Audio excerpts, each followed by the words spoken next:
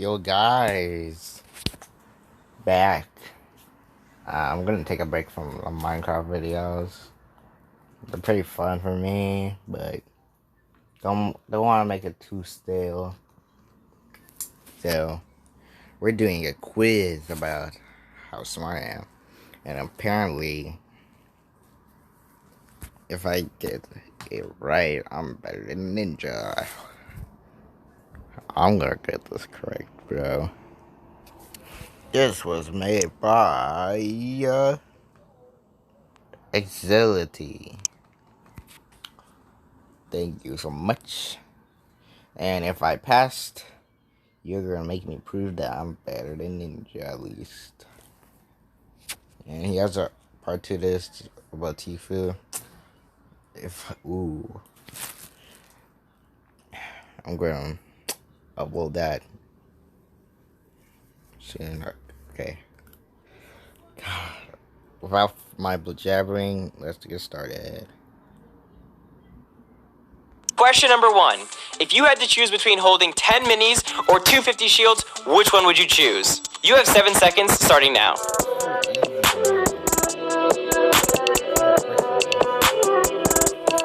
The correct answer is to take 10 minis. While it is true that you can't get to a full 200 HP while holding minis, 10 minis give you a total of 250 shield to consume, while 250 pots only give you 100. If you're a good builder and have good reaction time, you can easily get out of a bad situation and pot minis over and over again to preserve your actual health. Plus, in a situation like that, 50 pots take longer to consume than a mini, so there's many more benefits to carrying a massive stack of minis compared to just holding 250 shields. On to the next question. Question number 2. In a build fight, what is the best material to build with? Wood, brick, or steel? I obviously know the answer. Many people think brick or metal, but wood, because it's the easiest to get, right? I'm gonna slap myself in the face. This question is kind of tricky for those of you guys that are more casual players. You may not know that different materials have different amounts of health when placed. For example, while steel might have the most health altogether, it's the weakest type of material when you first place it down in a build fight. The reason for this is it only starts with 80 health, and it takes almost 20 seconds to reach its peak of 400 health. While wood may only have a max health of 200, half that of steel, its starting health is 100, and it only takes 5 seconds to completely build up to 200 health. Brick starts at 90 health and takes 12 seconds to build up to 300 health. So basically, in a build fight, you're going to want to use the material that has the most health starting out and generates health the fastest. The reason for this is so many submachine guns have big magazines, shoot very quickly, and a lot of people use them in multiplayer now. It's very easy to counter building by shooting out materials before they have the chance to build up. So even though the starting health of wood may be within 10 or 20 HP of the other two materials, it generates health a lot faster in addition to that, and the result of those two factors makes wood actually take a few extra shots of an SMG to take down in a build fight than metal or brick, thus making it way more effective. So if you picked wood, congratulations, mark a point. Question number 3. What's the best utility to take high ground? Bounce pads, C4, or impulse grenades? Bounce pads.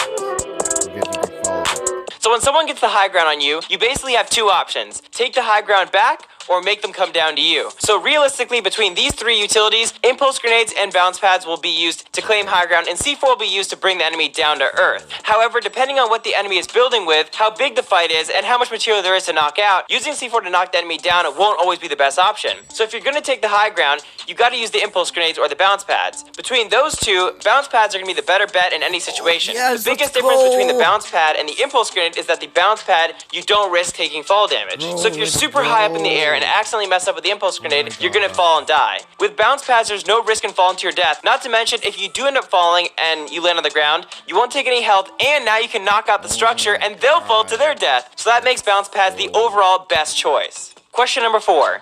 What ramp is better? The default ramp or the edited triangle ramp? Shit. I don't even build, so I'm gonna say the edit one.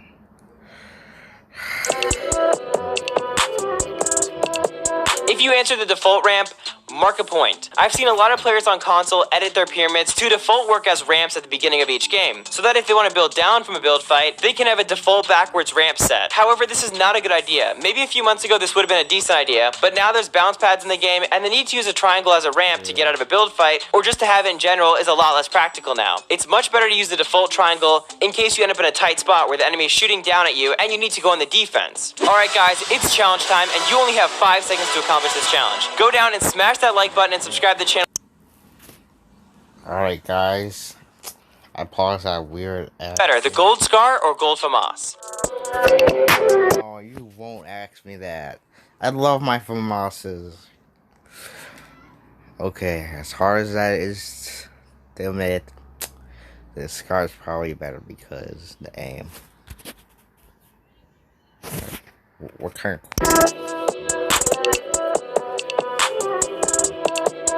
Due to a couple of things that we'll get into in just a second here, the Scar is actually the superior weapon. The first reason being that Fortnite operates on the Bloom game mechanics. If you aren't familiar with Bloom, I'll explain it to you. Basically in Fortnite, you have crosshairs, and wherever you're pointing your crosshairs at, your bullet might go. Basically the bullet could land anywhere within the crosshairs, but every shot is going to be random, and the more shots you consecutively shoot back to back, the more random they become. However, in Fortnite, there is a first shot accuracy mechanic that is sort of used to counter Bloom.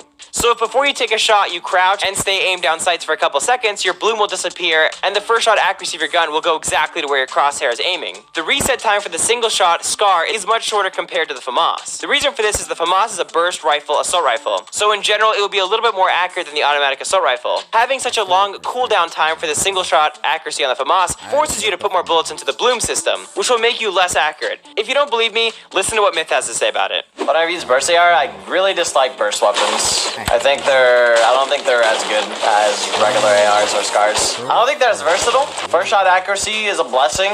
The reset time on a regular AR compared to a burst AR or a FAMAS is like night and day. So I'm actually not a big fan of burst weapons anymore. I don't know, it's like there's already bloom and I don't feel like putting more of my shots into the bloom system in my, like, that's the way I feel. And it's dumb because like there's some days where you pick up these burst weapons and it's like, oh my god, I'm just like double headshotting everybody. Oh, it's so good. And there's some days where it's like, okay, not a hit, not a hit, not a hit, not a hit, and I don't know. I don't like how iffy they are, I guess. Question number 6. How many seconds does it take to consume a shield pot?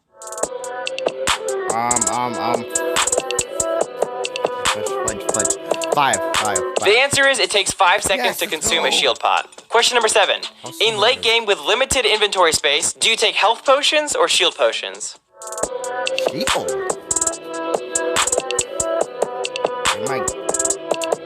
In late game, you're going to want to prioritize having shield potions in your inventory over having medkits and bandages. The reason for this is that if you're simply holding shields, you can keep your actual HP from falling below 100 by always keeping your shield above your health. Just simply whenever you're getting hit, disengage from the enemy, take a few shields, and you'll be good. You can re-engage the fight, but you never lose any actual health, you just lose shield health. If you choose the meds over the shield, then at any point, the most health you can have is 100, making shields a lot more beneficial if you can properly disengage and consume them. Question number 8. What's the max damage a pump shotgun can do?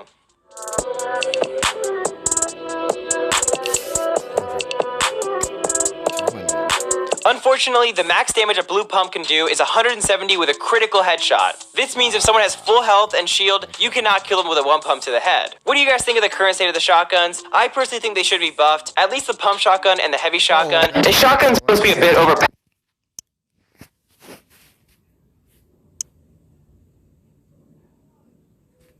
I don't know if that counts because I didn't look at the date.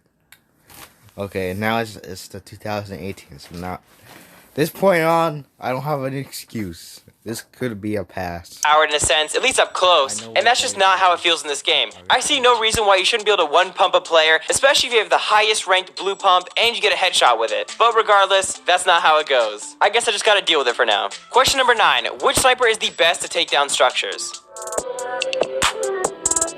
Crazy, right? The heavy. The Heavy Sniper is capable of the most damage at any range. Depending on the rarity, it will do 150 damage to 157 damage to a player hit at any range or anywhere on the body, except for the head, of course. Headshots will always result in a one-shot kill, and every variant will also do over 1,000 damage to any building structure, making this the most powerful sniper in the game yet. It has almost a 4-second reload time, but hey, I think it's worth it. Realistically, if you're trying to destroy an enemy's building, the Heavy Sniper will do a better job than any other sniper in the game. What are you talking about? What do you mean?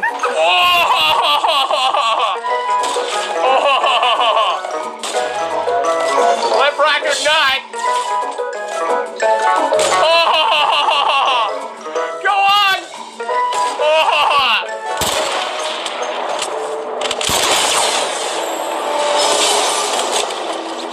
Question number 10. Where's the best place to find materials? Wailing Woods. Oh, so this isn't. I'm sure a lot of you guys guessed Dusty Divot, but Wailing Woods is far superior by a long shot. It's literally a forest filled with tons of the strongest trees in the game. Plus, since it's far from the center of the map, it provides you the opportunity to go loot other places near it like Tomato Town. If you land at Dusty Divot, there's a good amount of trees to farm, however you're going to be right in the center of the map, which could leave you with less loot later on in the game. Question number 11. How much health do bandages give you? 25. The answer is one bandage will give you 15 HP. Question number 12. How much damage will a clinger grenade do if it's... I just guessed that. Like the last millisecond, I guess 15. It's directly on you. Whatever you guess. 100.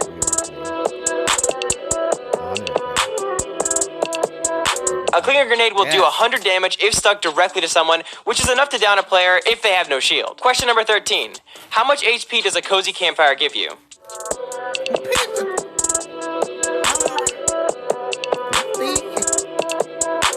If you use a cozy campfire for the full time it is active, it will give you 50 HP. Which consumable on the map gives you 5 shield? The mushroom. Sorry. The answer is mushrooms. They give players 5 shield per mushroom. Question number 15. Which SMG is better, the MP5 or the P90? Is that a suppressed? Ooh, P90. I remember the suppressor was better because. Yeah. Sorry, P90. You sound cooler. Turns out that the P90 is superior to the MP5 in every which way. Not only does the P90 have a larger magazine and a faster fire rate, but it also 5. However, depending on rarity, in some cases the MP. Wait, did I say P90 or? Shit, I forgot. I forgot which answer I picked. Well, the only thing I remember is.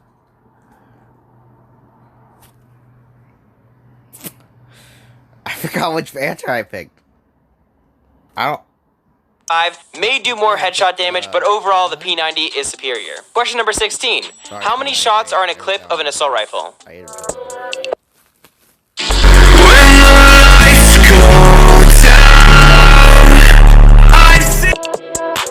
All assault rifles in Fortnite have a clip size of 30 rounds, except for the thermal assault rifle. But the thermal AR honestly doesn't feel like an AR to me. It fires so slow and is used in situations that no other AR is used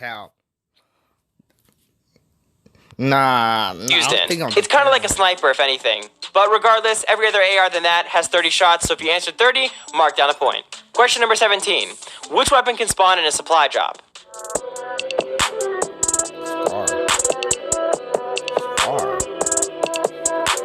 The gold scar is the only weapon out of this list that can spawn in a supply drop. Question number 18.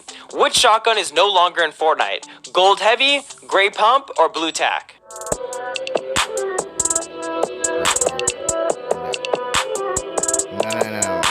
The answer is the gray pump. It was removed from Fortnite in Season 3. Alright guys, that concludes today's Fortnite test. There was a total of 18 questions, and in order to pass this test or be better than Ninja, you needed to get at least 17 out of the 18 questions right. If you're in that 14 to 16 range though, you're definitely pretty good, but if you score lower than 14, then you probably should go play some Fortnite and practice a bunch, and come back, retake the test in a week. Let me Ninja, oh my god. They said 17 points. I know. in the comments below if right. If you're in that 14 to 16. Pretty good. Okay. Oh, I got my hopes up. Let's see if I can beat Tfue in the next one. Let's see, guys.